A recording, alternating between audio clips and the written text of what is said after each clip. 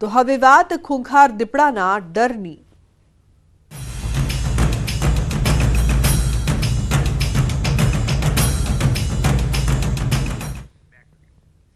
તો ભાવનગરના શિહોર તાલુકામાં દીપડાનો આતંક યથાવત છે।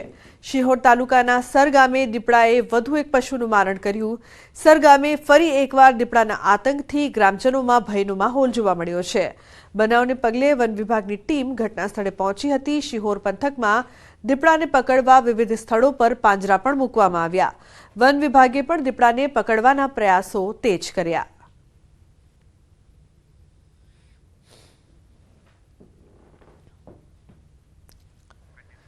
તો દાહોદમાં ફરી એક વખત દીપડો દેખાયો છે। ગરબાડા તાલુકાના નવા ફળિયામાં દીપડો દેખાતા લોકોમાં ભયનો માહોલ ફેલાયો।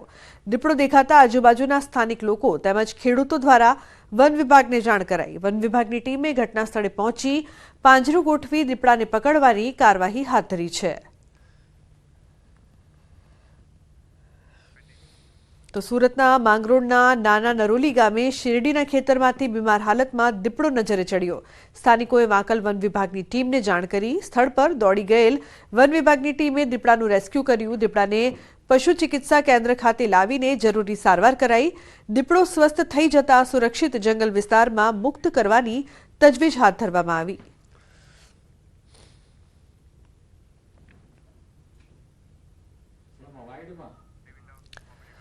તો વન વિભાગે દીપડાનું રેસ્ક્યુ કરીને સારવાર કરી। 3 દ્રશ્યો અત્યારે સામે આવી રહ્યા છે। ભાવનગર, દાહોદ અને સુરતથી એક તરફ ભાવનગરના દ્રશ્યો સામે આવી રહ્યા છે જ્યાં દીપડાનો આતંક, તો બીજી તરફ દીપડો દેખાતા ફફડાટ જોવા મળી રહ્યો છે દાહોદમાં। તો સુરતમાં પણ દીપડો જોવા મળ્યો હતો।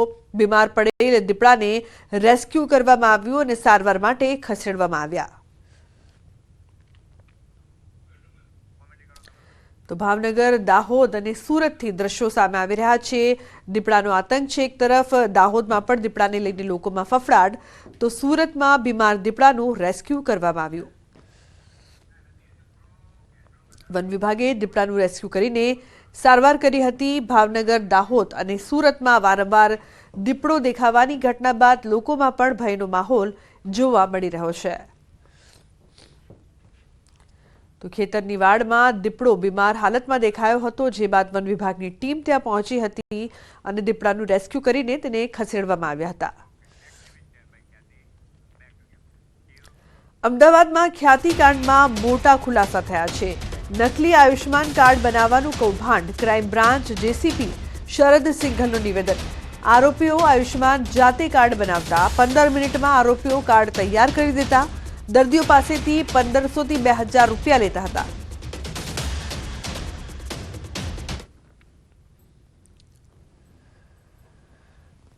ખ્યાતિ હોસ્પિટલમાં લઈને આવતા હતા અને આ લોકોનો ચકાસણી કરતા આ લોકો પાસે અગર પીએમજેવાયનું કાર્ડ ના હોય તો આ માણસનો બધા ડાટા ચિરાગ રાજપૂત અને 1-2 વાર કિરણ પટેલની હાજરીમાં આ દર્દી એનો ત્યાં મોકલતા હતા।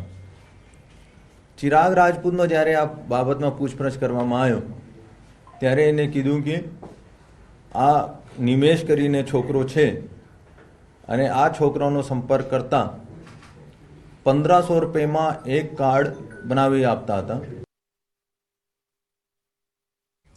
તો આરોપી નિમેશ પાસેથી 3000 આયુષ્માન કાર્ડ મળ્યા છે। અશફાક અમદાવાદમાં કાર્ડ બનાવતો, ઇમ્તિયાઝ ભાવનગરમાં કાર્ડ બનાવતો, ઇમરાન સુરતમાં કાર્ડ બનાવતો હતો।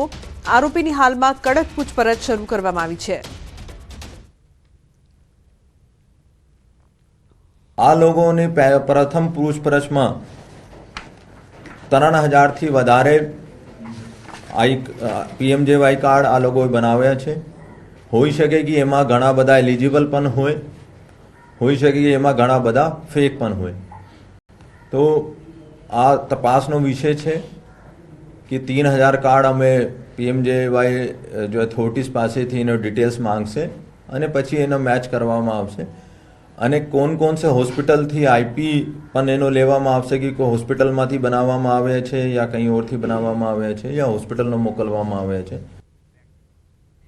તો સાયબર ફ્રોડને લઈને જૂનાગઢ પોલીસની કાર્યવાહી સામે આવી છે। અમદાવાદના 2 આરોપી અને જૂનાગઢના 6 સહિત 8 આરોપીઓની ધરપકડ કરાઈ છે। દેશભરમાં સાયબર ક્રાઇમના કિસ્સા વધી રહ્યા છે ત્યારે 50 કરોડનું દેશવ્યાપી છેતરપિંડીનું કૌભાંડ સામે આવ્યું છે. લોકોના બેંક ખાતા ભાડે તેમ નાણાં જમા કરાવવામાં આવતા હતા. હવાલા મારફતે નાણાંની હેરફેર સહિતના ગુનાઓની અરજી મળેલી હતી, જેને લઈને જૂનાગઢ રેન્જ આઈજી નિલેશ જાજડિયાના માર્ગદર્શન હેઠળ તપાસ શરૂ કરાઈ હતી. તપાસમાં 200 જેટલા ખાતાઓની સંડોવણી બહાર આવી, જેમાં 82 ખાતા વિરુદ્ધ ઓનલાઈન ફરિયાદ નોંધાઈ છે. સાથે જ 42 જેટલા ખાતાઓ જૂનાગઢના આસપાસના વિસ્તારના હોવાનું ખુલ્યું છે. પૂછપરછમાં કબૂલાત આપેલી કે 200 કરતાં વધારે ખાતાઓ એમને આ રીતે મેળવેલા છે. એ પૈકી હાલ અમારી પાસે 82 ખાતાઓની વિગતો આવી ગઈ છે. 82 પૈકી જે 42 ખાતા છે એનું એનાલિસિસ કરતા આજે તમામ ખાતાઓ આખા ભારતમાં જ્યાં જ્યાં સાયબર ક્રાઇમની કમ્પ્લેન થઈ છે એ લગભગ 50 કરોડ કરતાં પણ વધારે રકમની ફ્રોડ થયેલું છે. તો અમદાવાદમાં યુનિક મર્કન્ટાઇલ ઇન્ડિયા કંપનીમાં રોકાણકારોના નાણાં ફસાયા છે. કંપનીના ડાયરેક્ટર ઉત્કર્ષ રાય આવ્યા મીડિયા સામે. રોકાણકારો અહીં આવ્યા છે તે દુર્ભાગ્યપૂર્ણ છે. ડાયરેક્ટર કાયદામાં રહીને પૈસા લેવામાં આવ્યા હોવાનો ડાયરેક્ટરનો દાવો. કહ્યું, કોરોના પછી કંપનીની સ્થિતિ થોડી બગડેલી જોવા મળી હતી. હોટલના ઉદ્યોગ સાથે જોડાયેલા હોવાથી કોરોના સમયે કંપની બંધ હતી. હાલ કંપનીની પરિસ્થિતિ સારી છે અને મજબૂત સ્થિતિમાં છે. રોકાણકારોના રૂપિયા સલામત અને નિશ્ચિત હોવાનું આશ્વાસન આપ્યું. આગામી 6 મહિના સુધીમાં તમામ રોકાણકારોને પૈસા પરત કરી દેવાશે. રોકાણકારોના રૂપિયા અટવાતા કંપનીની ઓફિસ પર પહોંચીને કર્યો હતો હોબાળો.